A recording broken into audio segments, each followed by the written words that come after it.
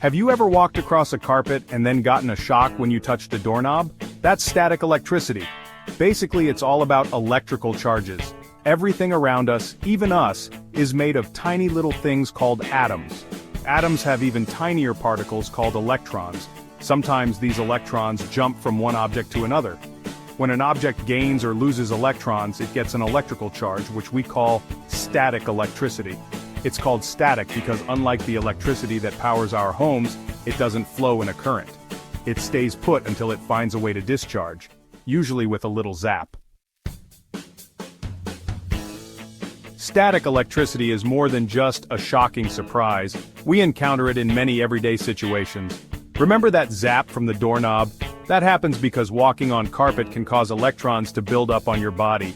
When you touch metal, the electrons suddenly jump from you to the doorknob, causing that shocking sensation.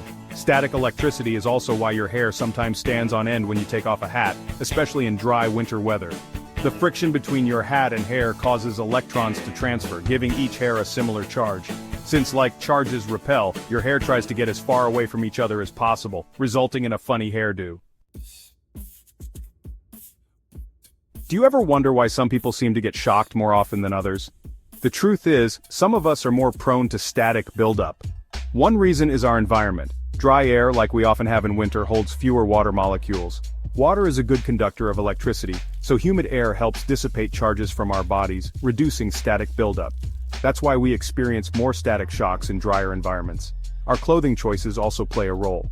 Synthetic fabrics like polyester and nylon tend to generate more static than natural fibers like cotton.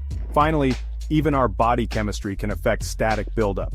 Some people naturally have drier skin, which can contribute to more static shocks. Static electricity is generally harmless. However, in some industrial situations it can be potentially lethal.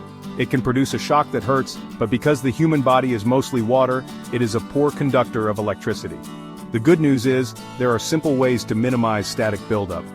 One easy trick is to increase the humidity in your home, especially during dry months. Using a humidifier or simply placing bowls of water around your house can make a difference. Choosing natural fiber clothing and using fabric softener can also help reduce static cling. And if you find yourself frequently zapped, try carrying a metal object like a key or a coin. Touching a metal surface with the object first allows the static to discharge safely before you touch it with your hand. So the next time you get zapped by static electricity, remember that it's just a tiny spark of science at play.